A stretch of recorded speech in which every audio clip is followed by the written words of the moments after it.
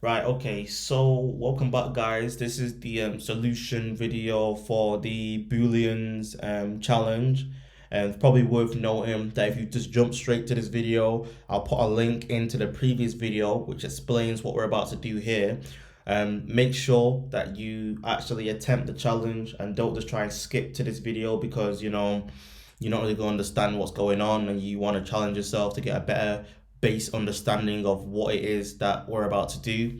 So looking at the previous challenge video, it was to basically create a property called is on, and depending on the value of that property, will basically print a message into the console. So let's get started on that.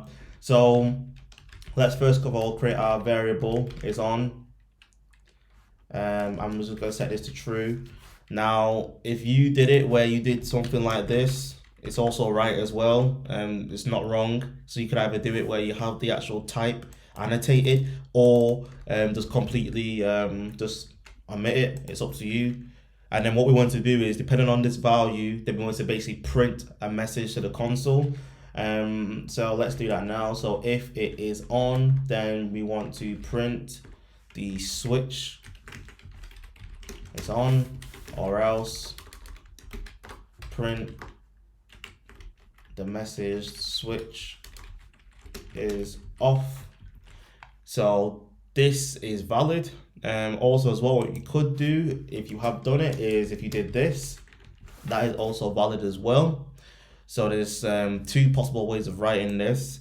So if we just basically run this now, you can see it prints the switch is on. And if we change this from true to false,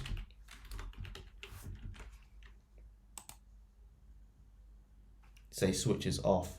So pretty straightforward, guys.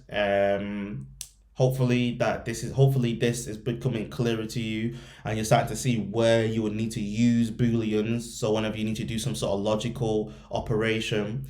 So that's it for today's videos, guys. Don't forget to like, share, and subscribe, and I'll catch you guys in a bit.